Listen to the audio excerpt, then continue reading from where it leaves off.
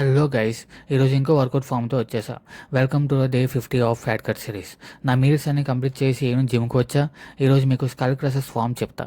Skull crushers isolates all 3 heads of the triceps, long head, lateral head and medial head. Let's go to the work out.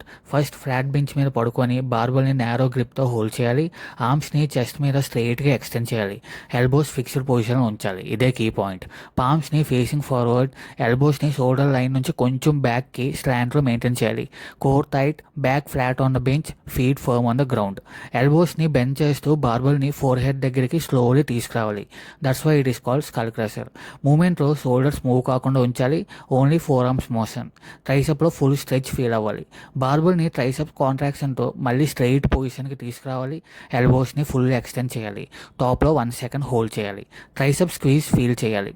And మీ elbows wide ఉండకూడదు. Workout మొత్తం మీ shoulder లైన్లోనే ఉండాలి.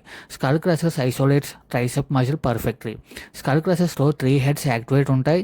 Thick strong defined arms develop చేస్తాయి. That's all for day 50. మీకు A workout form గురించి ఏం డౌట్ ఉంటే కమెంట్ చేయండి. మళ్ళీ కలుద్దాం డే 51లో. Stay tune.